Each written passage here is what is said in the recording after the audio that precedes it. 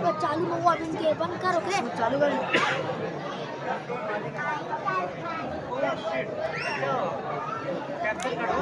إن الحمد لله نحمده ونستعينه ونستغفره ونعوذ بالله من شرور أنفسنا ومن سيئات أعمالنا من يهده الله فلا مضل له ومن يضلل فلا هادي له وأشهد أن لا إله إلا الله وأشهد أن محمدا عبده ورسوله يا أيها الذين آمنوا اتقوا الله حق تقاته ولا تموتن إلا وأنتم مسلمون يا أيها الناس اتقوا ربكم الذي خلقكم من نفس واحدة وخلق منها زوجها وبث منهما رجالا كثيرا ونساء واتقوا الله الذي تساءلون به والأرحام إن الله كان عليكم رقيبا يا أيها الذين آمنوا اتقوا الله وقولوا قولا سديدا يصلح لكم أعمالكم ويغفر لكم ذنوبكم ومن يطع الله ورسوله فقد فاز فوزا عظيما أما بعد فإن خير الحديث كتاب الله وخير الهدي هدي محمد صلى الله عليه وسلم وشر الأمور محدثاتها وكل محدثة بدعة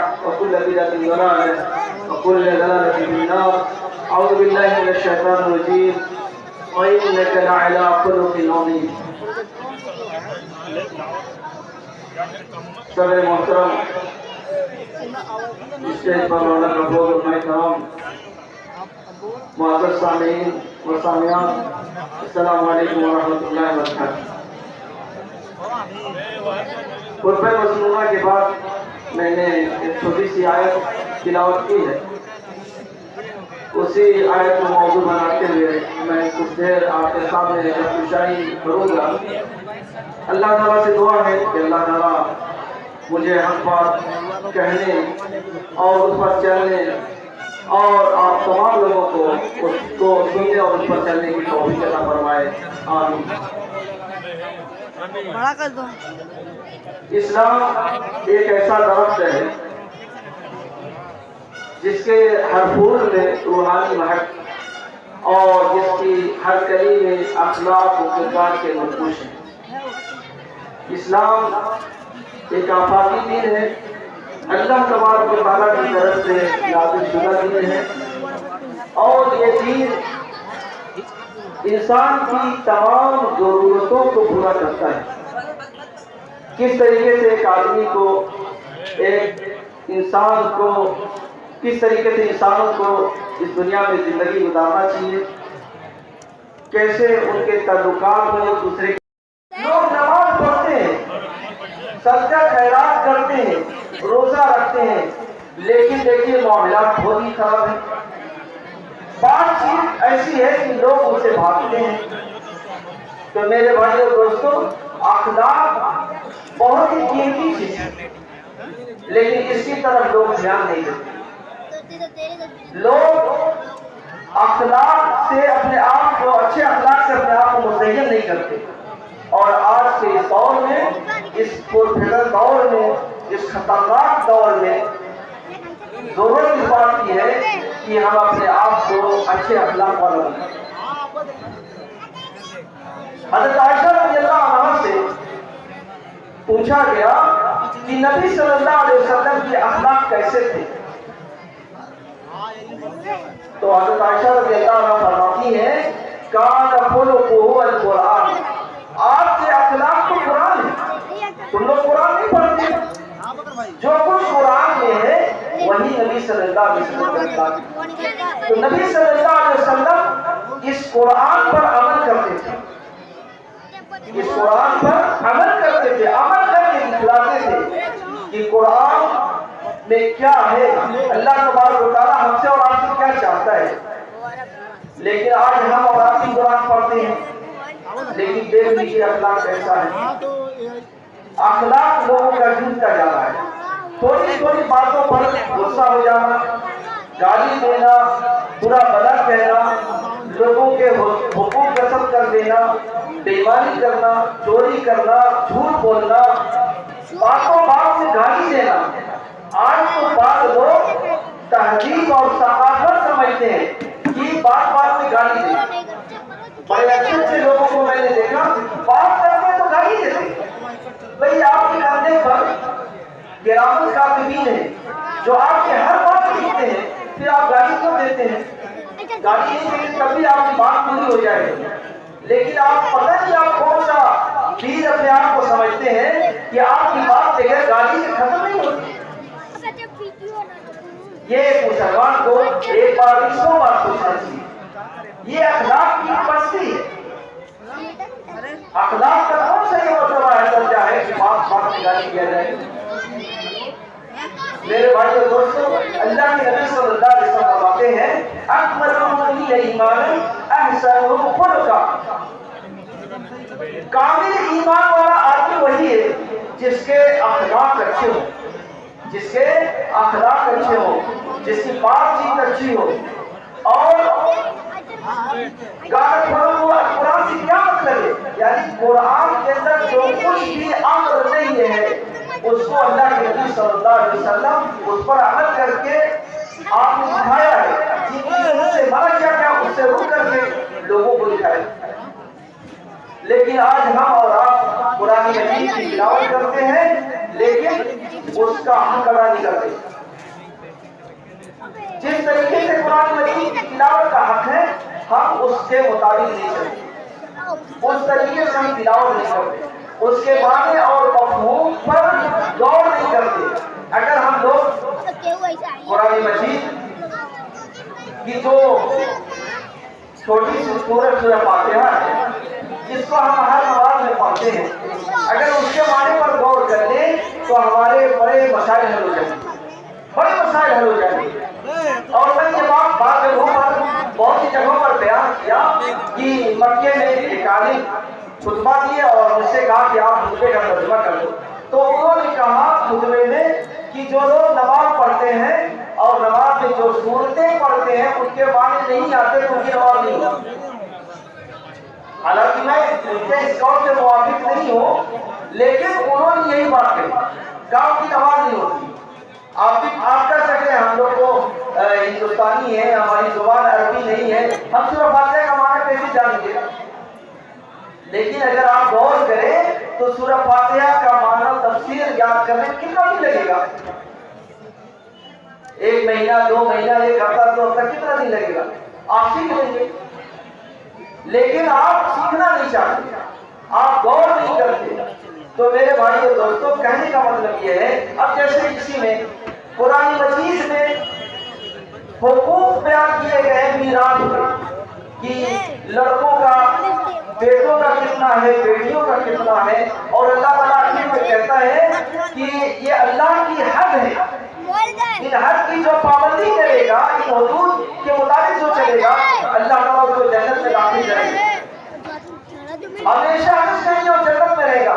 اور جو ان حدود کی مخالفت کرے گا، خلافت کرے گا، وہ ہمیشہ ہمیشہ جہنم میں جائے گا. لیکن ہم تو معنی پڑھتے ہی ہیں. کتنے لوگ ہیں اس میں جو قرآن مجید کو ترجمے کے ساتھ زندگی میں ایک بار ختم کیے ہوں.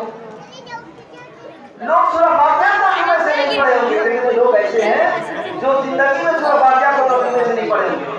تو یہ میرے بھائیوں بہت بڑی کمی ہے، یہ بہت بڑی کمی ہے. جب آپ ترجمے سے نہیں پڑھیں گے تو آپ کو کیا معلوم ہوگا کہ قرآن مجید میں کیا ہے. یہ گویا کہ اللہ تبارک و تعالیٰ کا ایک پیغام ہے عام انسان کے لیے، اور ہم اس کو ترجمے سے نہیں پڑھیں گے تو کیا سمجھیں گے.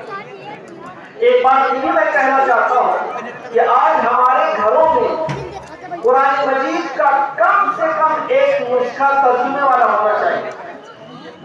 کوئی گھر ایسا نہیں ہو جس میں قرآن مجید ترجمے کے ساتھ نہ ہو. اللہ کے نبی فرماتے ہیں کہ جس کے سینے میں قرآن نہیں ہے وہ خراب گھر کی طرح سے ہے. تو آج ہم اپنے گھر کو خراب کرنے قرآن مجید کا نسخہ نہیں رکھتے ہیں کہ ترجمے سے ہمارے بچے پڑھیں، ہم پڑھیں. اور اسی کے ساتھ میں ایک چیز کا اور اضافہ کرنا چاہتا ہوں کہ آج ہمارے گھروں میں ہر گھر میں نبی کی سیرت پر ایک کتاب ہونا چاہیے. بھئی آپ نبی کی سیرت پر کتاب نہیں رکھیں گے تو ہماری سیرت پر کتاب رکھیں گے، کرکٹر کی سیرت پر کتاب رکھیں گے، فلمی لوگوں کی سیرت پر کتاب رکھیں گے. آج یہ بہت ہی افسوس کے ساتھ کہنا پڑتا ہے کہ آج ہمارے یہاں سیرت کی کوئی کتاب ہمارے گھروں میں نہیں ہے. پھر ہم کیسے دعویدار ہیں کہ ہم اپنے پیارے نبی سے محبت کرتے ہیں اور ان کی سیرت پڑھتے ہیں اور ان کے بارے میں معلومات حاصل کرتے ہیں؟ ان کے بارے میں تو آپ کے گھر میں کتاب ہی نہیں، جبکہ نبی صلی اللہ علیہ وسلم کی سیرت پر لکھی ہوئی کتاب الرحیق المختوم، جس کا دنیا میں پہلا نمبر آیا، اسی محلے کے رہنے والے تھے، اسی محلے کے رہنے والے تھے۔ جب ہم لوگ مکے میں حاجیوں میں یہ بات بیان کرتے ہیں کہ ہندوستان کے ایک عالم جنہوں نے سیرت النبی پر ایک کتاب لکھی اور پوری دنیا میں اس کا پہلا نمبر آیا، تعجب کرتے ہیں، کہتے ہیں کیا نام ہے اس کتاب کا؟ پروگرام کے بعد سب لوگ آتے ہیں لکھوانے کے لیے، اس کتاب کا نام لکھو، کیا نام ہے؟ تو ہمارے گھروں میں نبی صلی اللہ علیہ وسلم کی سیرت پر کتاب ہونا چاہیے، تبھی تو ہم نبی صلی اللہ علیہ وسلم کے اخلاق کو جانیں گے، طور طریقے کو جانیں گے کہ اللہ کے نبی صلی اللہ علیہ وسلم گھر میں کیسے تھے، باہر کیسے تھے، دوستوں کے ساتھ کیسے تھے، دشمنوں کے ساتھ کیسے تھے، آپ کے تعلقات لوگوں کے ساتھ کیسے تھے۔ جب تک نبی کے بارے میں نہیں پڑھیں گے، نبی کی سیرت پر ہمارے گھر میں کتاب نہیں ہوگی، تو پھر ہمارے بچے کیا کریں گے؟ واٹس ایپ میں مشغول رہیں گے، فیس بک پر مشغول رہیں گے۔ آج تو فیصلوں کا دور ہے، فیس بک کھول دیجیے، واٹس ایپ کھول دیجیے، یوٹیوب کھول دیجیے، دنیا کی ہر برائی آپ کے گھر میں آ گئی، ہر چیز آ گئی۔ آج ہمارے بچے انہی چیزوں میں لگے ہوئے ہیں، اور جو اچھی چیزیں، جو پڑھنے کی چیزیں ہیں ان کو معلوم ہی نہیں ہے۔ حالانکہ اس گاؤں کے بچے کو معلوم ہونا چاہیے کہ سیرت پر کوئی کتاب لکھی گئی ہے اور اسی محلے کے لکھنے والے وہ عالم ہیں، اور اس کا پہلا نمبر پوری دنیا میں آیا تھا۔ پوری دنیا کے لوگ سعودی عرب کے اندر ہر کالج میں اور ہر یونیورسٹی میں اس کتاب کو پڑھایا جاتا ہے، اور اس کتاب کے ترجمے کہا جاتا ہے کہ 20 سے اوپر زبانوں میں اس کا ترجمہ ہو چکا ہے، اردو میں بھی ہے، ہندی میں بھی ہے، بنگلہ میں بھی ہے، اور بہت سی زبانوں میں ہے، فارسی میں ہے۔ تو میرے بھائی اور دوستو، میں بتانا یہ چاہتا ہوں کہ ہم سب کو نبی صلی اللہ علیہ وسلم کا اخلاق دیکھنا چاہیے، اسی کے مطابق اپنی زندگی میں اس کو اتارنا چاہیے۔ یہ دین اور یہ اسلام لوگوں کو دیکھ کر کے بڑی تیزی کے ساتھ پھیلا ہے۔ وہ کیسے پھیلا ہے؟ معاملات سے۔ جب آپ نبی کی سیرت پڑھیں گے تو اس طریقے سے آپ معاملات کریں گے لوگوں کے ساتھ، لوگ متاثر ہوں گے، کہیں گے یہ کوئی بڑا اچھا دین لگتا ہے، بڑا اچھا دھرم لگتا ہے، اسے قبول کرنا چاہیے۔ اس لیے ہم لوگوں کو نبی صلی اللہ علیہ وسلم کی سیرت کا بڑی ہی گہرائی سے مطالعہ کرنا چاہیے اور اپنی زندگی میں انقلاب لانا چاہیے۔ تو میرے بھائی اور دوستوں، کہنے کا مطلب یہ ہے کہ اخلاق بہت بڑی دولت ہے۔ اللہ کے نبی صلی اللہ علیہ وسلم فرماتے ہیں قیامت کے دن سب سے زیادہ مجھ سے قریب وہ آدمی ہوگا جس کے اخلاق اچھے ہیں، اور ایک جگہ فرماتے ہیں ان من خیارکم احسنکم اخلاقا، تو میں سب سے بہترین وہ آدمی ہے جس کے اخلاق اچھے ہیں۔ نبی صلی اللہ علیہ وسلم کے اخلاق کی گواہی تو اللہ تبارک و تعالیٰ نے دی ہے، پھر بھی اللہ کے نبی صلی اللہ علیہ وسلم اس کے لیے دعا کیا کرتے تھے۔ آپ فرماتے تھے اللہم حسن خلقی کما حسنت خلقی، یعنی اے اللہ جس طریقے سے میری بناوٹ اور شکل و صورت اچھی بنائی ہے، اللہ میرے اخلاق کو بھی اچھا کر دے۔ اور برے اخلاق سے آپ پناہ مانگتے تھے، اللہم انی اعوذ بک من الشقاق والنفاق وسوء الاخلاق، برے اخلاق سے آپ پناہ مانگا کرتے تھے۔ اگر کسی کے اندر اخلاق ہو تو اس کی بات میں اچھائی نظر آئے گی، اور اخلاق نہیں ہے تو بات بھی ویسی رہے گی اور عمل بھی ویسا ہی ہوگا۔ آج جو یہ اجلاس ہمارے محلے کے لوگوں نے یہاں پر انعقاد کیا ہے، وہ لوگ بڑے خوش نصیب لوگ ہیں، اور جن لوگوں نے اس میں تعاون کیا ہے بہت ہی اچھے لوگ ہیں۔ اللہ تعالیٰ ان کو دنیا آخرت دونوں جگہ بھلائی عطا فرمائے۔ لیکن اس اجلاس کا مقصد کیا ہے؟ اس اجلاس کا مقصد یہ ہے کہ ہم اور آپ سب کی سب نبی صلی اللہ علیہ وسلم جیسا اخلاق والے ہو جائیں، نبی صلی اللہ علیہ وسلم کے طریقے پر چلنے والے ہو جائیں. جس طریقے سے ہم نے اپنا قیمتی وقت یہاں دیا ہے اسی طریقے سے ہم فجر کی نماز میں بھی حاضر ہو جائیں. اگر آپ پوری رات نماز پڑھتے رہے، تہجد پڑھتے رہے اور فجر کی نماز میں نہ آئے پھر کوئی فائدہ نہیں ہے، پھر کوئی فائدہ نہیں ہے. آج اس پروگرام میں آپ آئے ہوئے ہیں اور فجر کی نماز میں نہ آئے، کوئی فائدہ نہیں ہے. کیا فائدہ ہے؟ نماز تو فرض ہے، نمازی کے لیے تو سب کچھ ہے. آپ نمازی غور کر دیتے ہیں اور فجر کی نماز میں دیکھ لیجیے. حالانکہ نوجوانوں کو فجر کی نماز میں آگے آنا چاہیے، وہ طاقتور ہیں، ان کے اندر طاقت اور قوت زیادہ ہے، لیکن وہ سب سے زیادہ پیچھے رہتے ہیں. تو میرے بھائی اور دوستو، جھوٹی محبت اللہ تعالیٰ کو پسند نہیں ہے. اگر آپ کو اللہ تبارک و تعالیٰ سے سچی محبت ہے، اس کے نبی سے سچی محبت ہے، تو نماز کا اہتمام کیجیے. آپ جس طریقے سے یہاں حاضر ہوئے ہیں فجر کی نماز میں بھی حاضر ہوں. تو میرے بھائی اور دوستو، اخلاق بہت ہی اہم ہے. اگر اخلاق نہیں ہے تو پھر کچھ بھی نہیں ہے. اللہ کے نبی صلی اللہ علیہ وسلم فرماتے ہیں کہ سب سے زیادہ جو لوگ جنت میں جائیں گے وہ تقوی اور حسن اخلاق کی وجہ سے، اللہ کے خوف اور حسن اخلاق، اچھے اخلاق کی وجہ سے جائیں گے. تو آج ان دونوں چیزوں میں کمی ہے، ان دونوں چیزوں میں کمی ہے. آپ دیکھ لیں، اللہ کا خوف نہیں ہے. اللہ کا خوف ہوتا تو ہم کو نماز چھوڑ کر کے نیند نہیں آتی. کہیں اللہ تبارک و تعالیٰ کی طرف سے بلاوا جائے، فرشتہ آ جائے، ہماری روح کو قبض کر لے، ہم اللہ تعالیٰ کے سامنے کیا دکھلائیں گے؟ نماز ہی سکھائیں گے. اس کا مطلب یہ ہے کہ ہمارے اندر تقویٰ نہیں ہے، ہمارے اندر اللہ سے ڈر نہیں ہے، ہمارے اندر اللہ سے خوف نہیں ہے. ہم آج کسی کی زمین ہڑپ لیتے ہیں، کسی کا حق ناجائز حق، خاص طور سے بہنوں کا. جیسا کہ آپ لوگ جانتے ہیں کہ میں 3 جمعے سے اسی موضوع پر خطبہ دے رہا ہوں کہ بہنوں کے حقوق ادا کیا جائے. اچھا، اس سلسلے میں کچھ لوگ بتاتے ہیں، کہتے ہیں کہ بعض لوگ کہتے ہیں کہ ابا نے دے دیا ہے تو اب ہم کیسے دیں؟ ابا سے پوچھو، ابا تو چلے گئے، وہ تو ہم لوگوں کو دے کے چلے گئے. بھائی ابا شریعت ہے کیا؟ ابا کو کس نے اختیار کیا ہے کہ بہنوں کا، بیٹیوں کا حق مار کر کے آپ بیٹوں کو دے دیں؟ ابا کو کسی نے حق نہیں دیا ہے. اور اگر آپ جانتے ہیں کہ یہ کسی کا حق میں کھا رہا ہوں تو آپ اپنے پیٹ میں جہنم کی آگ ڈال رہے ہیں، اور کل قیامت کے روز آپ سے پوچھا جائے گا. پوچھنے والا ہم اور آپ نہیں، اللہ تبارک و تعالیٰ ہوگا. اللہ تبارک و تعالیٰ کے سامنے آپ کو جواب دہی کرنی ہوگی، جواب دینا ہوگا. اس لیے ایک مسلمان کو ڈر جانا چاہیے، اللہ تبارک و تعالیٰ سے ڈر جانا چاہیے. یہ کیا ہو رہا ہے آج کل؟ دیکھ لیجئے، کہیں کہیں میل کہیں ہے، جوتائی کہیں ہے. آگے کیسے لوگ ہیں؟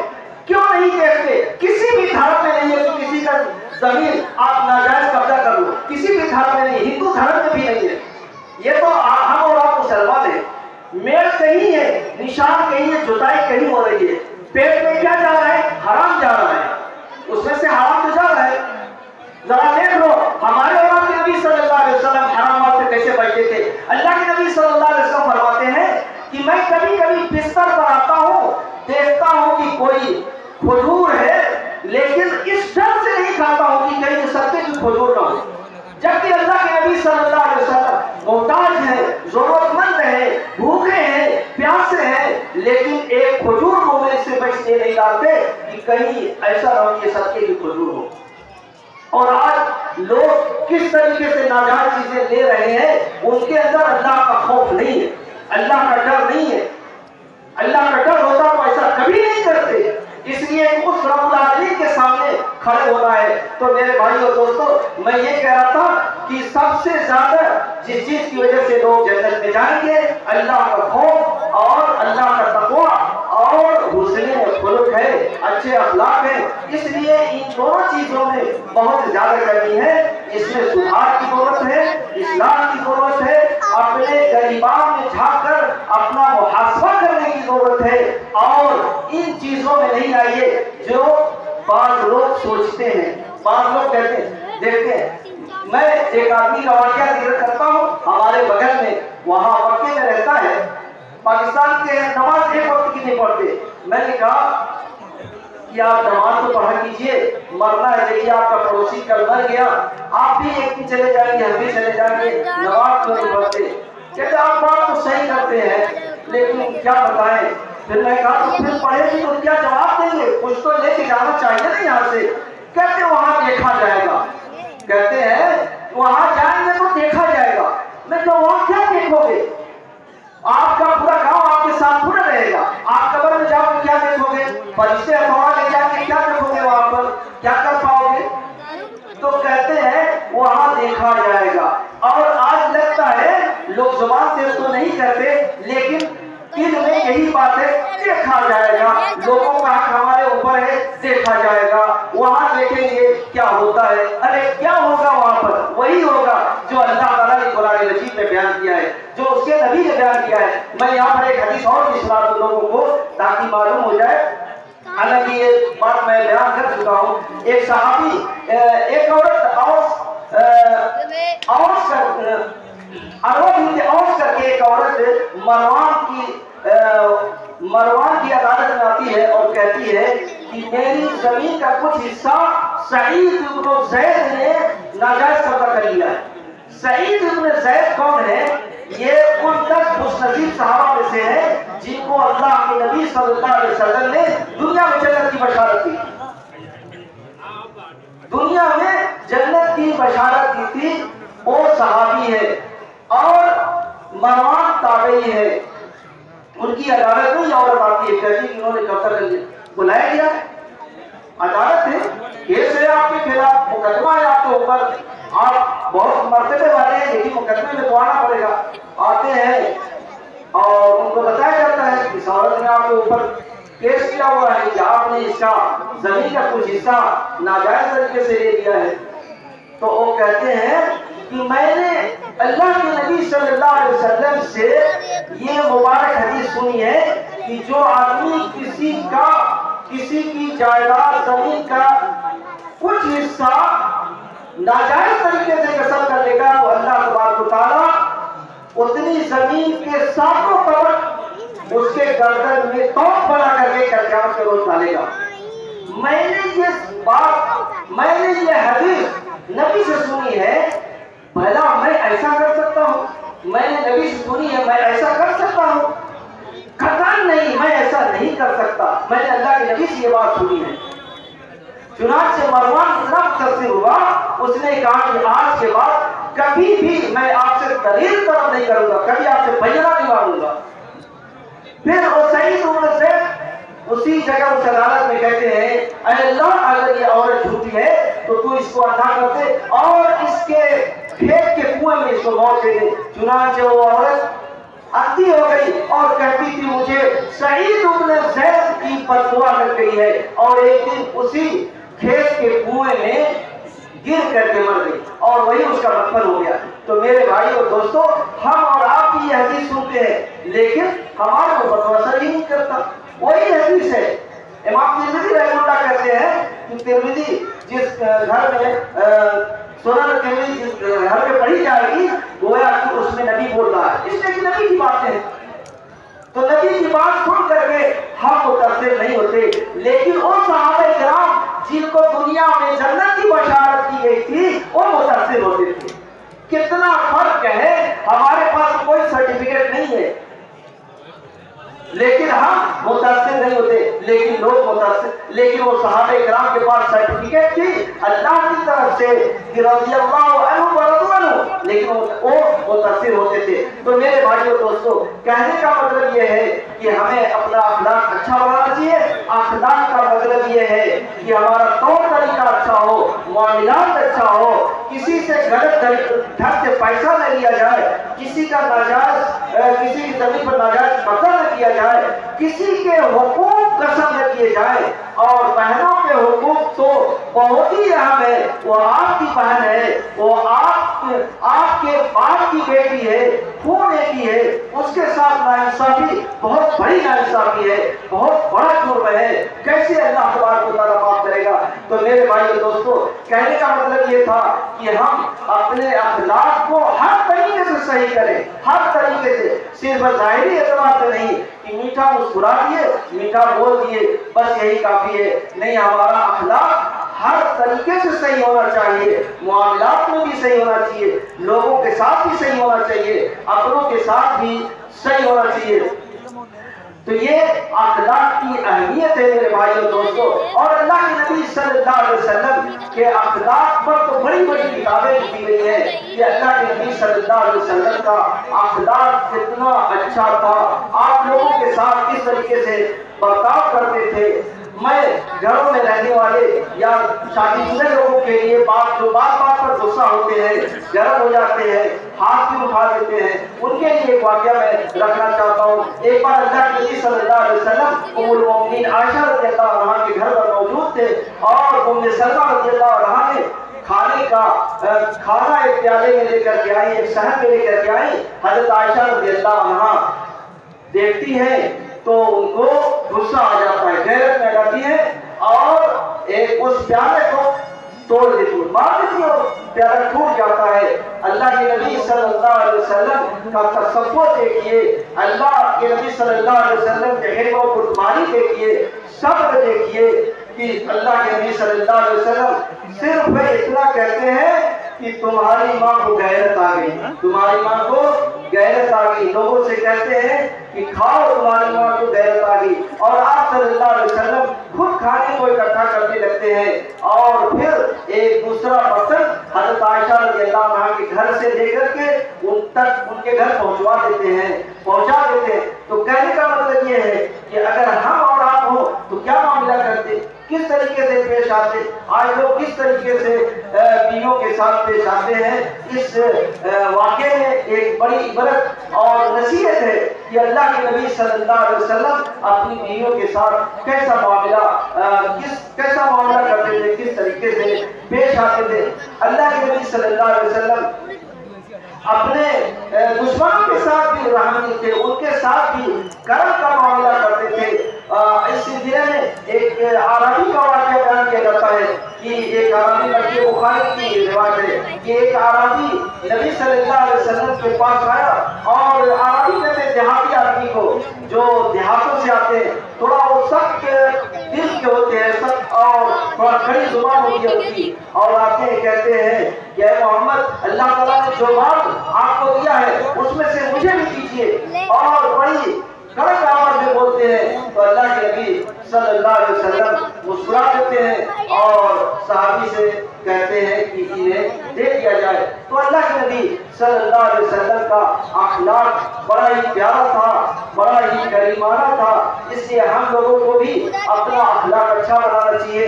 اس اخلاق کی بڑی ہی فضیلت ہے. بلکہ ایک حدیث میں اللہ کے نبی صلی اللہ علیہ وسلم فرماتے ہیں ان المؤمن لیدرک بحسن خلقہ درجۃ الصائم القائم, یعنی ایک مومن اپنے اچھے اخلاق کی وجہ سے دن میں روزہ رکھنے والے اور رات میں قیام کرنے والے, یعنی رات میں نمازیں پڑھنے والوں کے درجے کے برابر پہنچ جاتا ہے.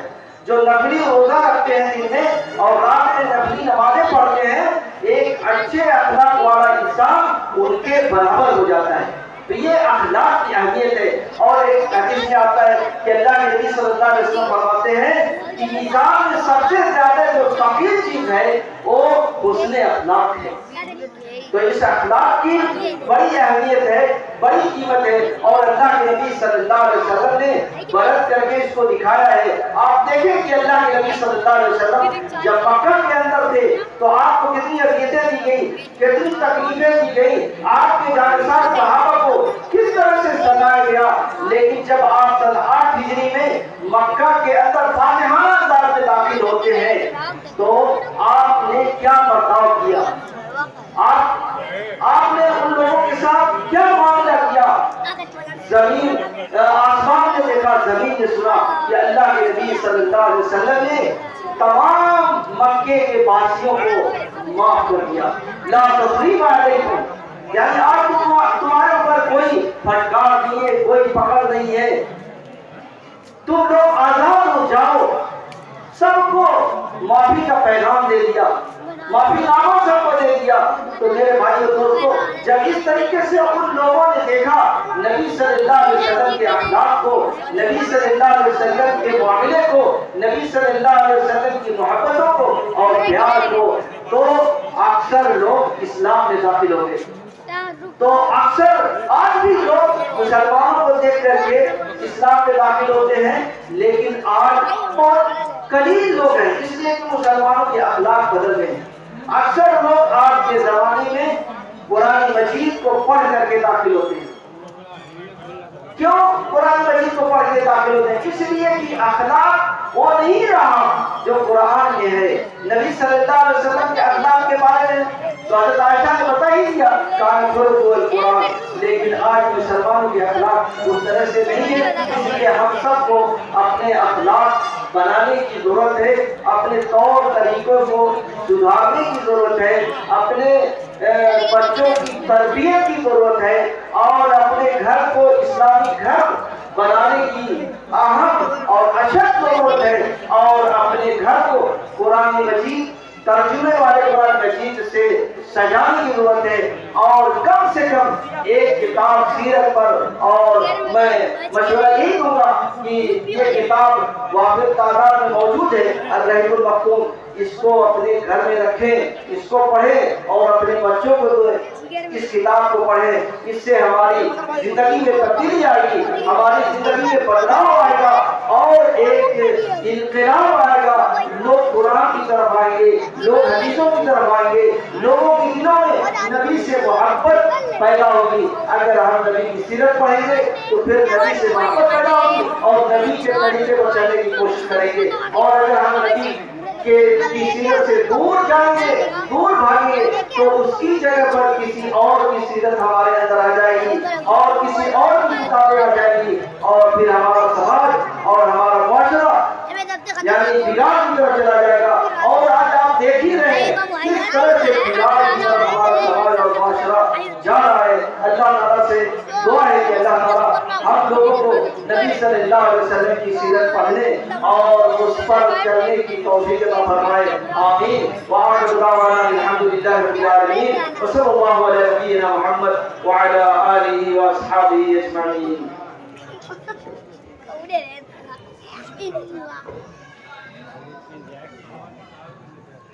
Ini